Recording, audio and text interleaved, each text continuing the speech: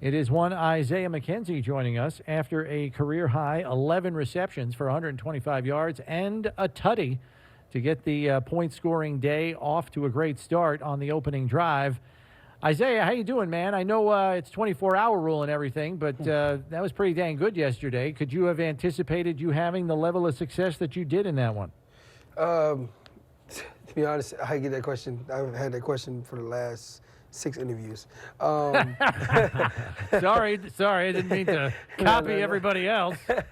No, but I had no idea what was going to happen. I just knew when I got my chance, I was going to take advantage. And, you know, I'm grateful that I got 12 chances and I had 11 catches. So it was awesome day. You know, the coaches believed in me, Josh believed in me, and we just kept the train rolling. Yeah, the interesting part about it was you got, like you said, you got 12 targets. Even the 12th one, the one didn't count, was like in there. You were open and it kind of bounced in. You almost had the catch. Yeah. But 11 catches on 12 targets, that's, you talk about efficient, it's almost perfect.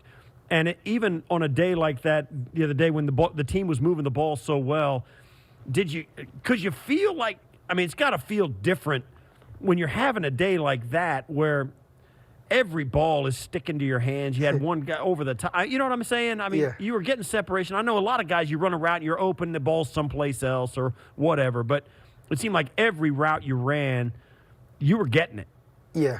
I just felt like Josh was on the money. Josh was putting him on a dime, and I just had to catch him and make him look good. So, I mean, it goes hand in hand, you know. But, yeah, every route I ran, it was like the ball was there. You know, it was some balls I was like, oh, maybe I'm not getting this one.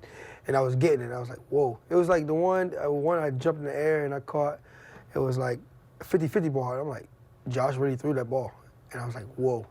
And I caught it. So I was like, it's just my day, you know. So It was a great day overall, though. Isaiah, I got to say, knowing that the Patriots defense and Bill Belichick is known for in-game adjustments, it shocked me that they did not seem to change their approach to defending you with Miles Bryant in any way, shape, or form through the course of the game, despite the fact that you were eating him alive. Did you see any adjustments from them coverage-wise with you from start to finish in that game? Because from my vantage point, it didn't seem like they chose to do too much to change it, and you kept killing them. I guess I saw the same thing over and over. I felt like he was playing off and outside every single time, and I was just like, I'm gonna just take advantage of these over routes whenever we call them, and that's what I did. But for the most part, I've seen a couple of adjustments where he was letting me go, and they would have a safety over the top and a guy underneath, a rat player, or the corner will fall off or something like that. I saw that a couple of times, but then it didn't last too long. And then if they did try to do it, or they thought, you know, they had us figured out, and he was on me, and he was off and outside again, and that corner didn't fall off, or that safety wasn't over the top, or the rat player wasn't in the middle, I just took advantage of that whenever I could, and you know, it went well. At the beginning of the year, everybody knew that this team was like neck deep in really good guys out there. They had you, of course, they got Steph, Emmanuel, Cole, you, Kumaro, Isaiah Hodgins, Gabe Davis. They got, you got some guys. Yeah. And there was a time in this season where you had to wait your turn to get on the field, but for a time such as this, when you got two guys out for whatever reason, Cole Beasley, Gabe Davis out for the virus, you'll have guys injured at some point, to come in and indeed still go deep down the roster with quality guys to get up. You showed it last year in Week 17 against the Dolphins, where you were the centerpiece of the offense, and you just kind of waited your turn this year. Going forward, what's going to happen to who gets the, you know what I'm saying? I mean, did you not earn more opportunities with the way you played? That's another question I get. I mean, I just got to wait my turn again. I've been doing it, for a couple years now, and at this point, I'm just like, whenever my chance comes, I'll seize the opportunity, and that's what I'm going to keep doing. But going these next few games and, regardless what we make the playoffs and things like that, I mean, who knows? I'm saying it could be anybody's day, you know what I'm saying? But like you said, we got a lot of depth, and you never know who's next. The past few weeks it was Gabe. This week it was me. Next week it may be E and B's, and we just keep the train rolling. We celebrate each other's success. So it doesn't matter who comes out on top as long as we get the win at the end of the day. But it should be interesting. talking to Bills receiver Isaiah McKenzie. And Isaiah, there was one particular play that Deion Dawkins admitted after the game made him laugh out loud. It was the reception you caught, and you literally bounced off the ground and the football, maybe a good foot and a half in the air. After you hit the ground, you bounced like a Super Bowl.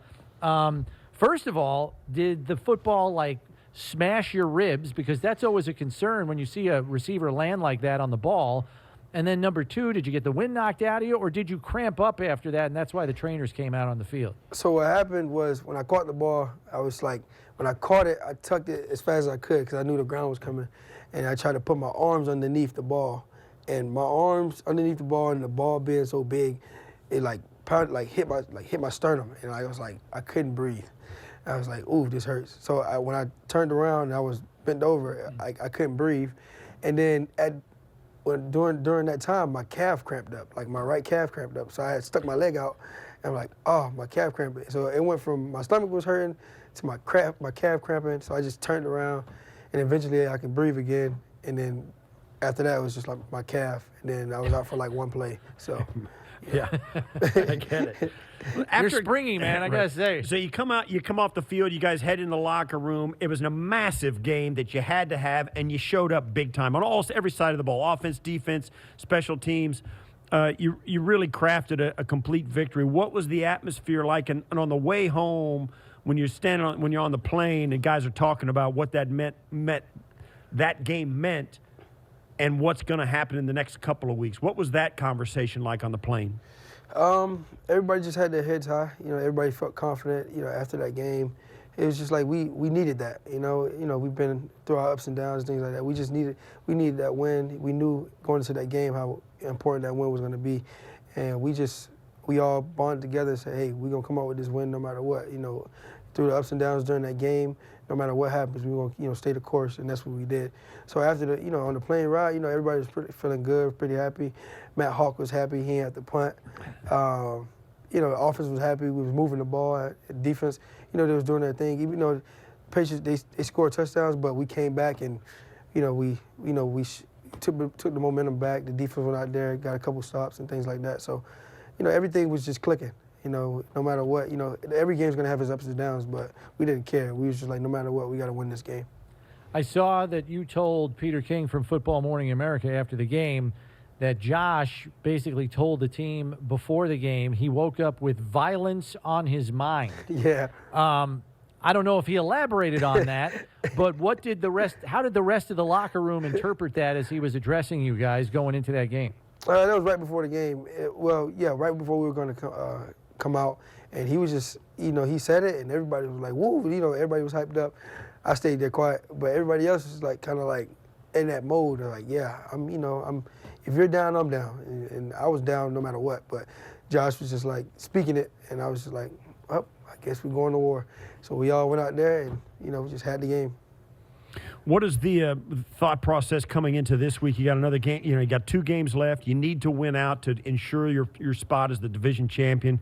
Get a home field playoff game, at least one. What are the conversations like, and what's the atmosphere like coming forward out of this game, knowing it was so massive?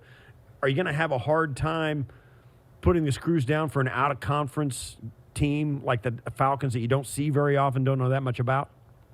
No, we know we got to come out with these wins, and that's what we're going to do. So, like you said, the 24-hour rule. This week we're going to get to the Falcons, and we're going to game plan for them, and we're going to go out there and try to get the win. And that's the whole goal, is to try to win out these last 2 games, and and wherever we fall in the playoffs or wherever we fall in this season, it is what it is. But we're gonna go win these next 2 games and just try to ball out the best way we can. Last one for me, Isaiah. I know you talk about how each of you guys in the receivers room celebrate one another's successes. So what was the texting feedback from the guys on the COVID reserve list that couldn't play in this game, Gabe Davis and Cole? I know you and Cole talk a lot about playing in that position. Yeah. So what was kind of the text exchange from those guys after the game? Me and Gabe got on FaceTime last night when I got off the plane, and Isaiah Hodgins, we all talk all the time. And we was just talking about the game. He was like congratulating me and everything like that.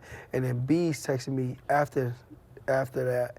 He was just like, he was just sending me a long text how I did a good job and things like that. We were talking, And I was just telling him, like, can't wait to get you back and things like that because, he's a big part of this team. And Gabe's a big part of the team as well. But me and B's talk, obviously in the slot more than me and Gabe did. Right.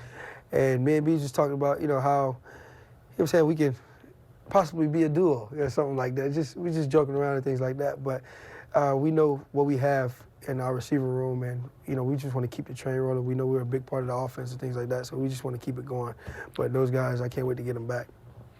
What about when you talk about the receivers and how they're playing it going forward? You really want to know what's your dream scenario? You guys I know you guys all talk about what it Probably would be five good. wide. Yeah, 5 wide. I mean, you did it like for a minute, like first this part of the season. But what's the dream scenario for you guys in the wide receiver room? There's never really a dream scenario for. I would say this, like, on our team, our receiver groups, we're not selfish. Nobody in the room is selfish. So for any of us, it would be 5 wide. I would say it would be 5 wide. But I knew it. but it was just like, I guess just spread the ball around. Spread the love. Gabe get a couple of catches, Diggs get a couple of catches, E get a couple of B's, myself. You know what I'm saying? Just spread the love. That's all we ask for. And Josh does a great job of doing that. Spreading the love. Yeah, I got more love than Diggs this past game, but you know what I'm saying? It is what it is. But Diggs had a great game himself. But it's I guess it's so hard when you got so much depth. Like you got Gabe, me behind B's, Gabe behind E. You got Steph. You know what I'm saying? Like Isaiah Hodges. You got those guys, and you didn't know what you had until now. You know what I'm saying? Like now you got you got depth for days, right. And any of them can shine at any moment, and you just want to. I guess you just try to spread love the best way you can. If you're Dave's and Josh, you try to hey, I'm gonna get this guy the ball here and there. I'm gonna get this ball here, but anything, at any given day, anything can happen. Last one from me. I got to ask you, too, after you saying about spreading the love around the guys. You guys are close friends. I mean, I remember what it was like being in a receiver room, and you spend a lot of time together. But with COVID protocols and virtual meetings and the list and all the stuff you guys got to go through these days to get on the field and stay healthy, how difficult of a challenge is it? And I don't know, how much easier would it be to play well if you didn't have all these hoops to jump through, and how much of a detriment does it still continue to be, and how challenging is it with COVID still causing you guys to have to jump through hoops just to get in the building?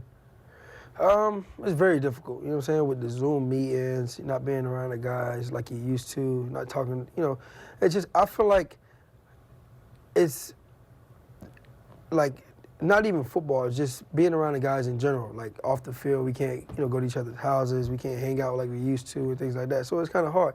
And we all have a chemistry. We've been here, we all been around each other for a while now. Some of us been around for a couple of years, some been for a year.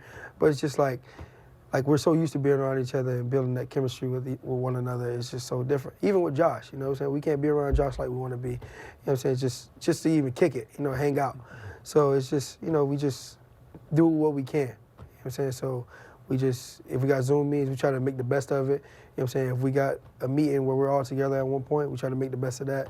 But other than that, it's hard, but at the same time, we know it can't be the reason why we can't go out there and get W's on Sundays. All right, Isaiah. Well, listen, thanks very much. Nice job this past Sunday. Good luck finishing off this week and next so you can get another AFC East title, all right? Thank you. Appreciate it. Thanks, Isaiah.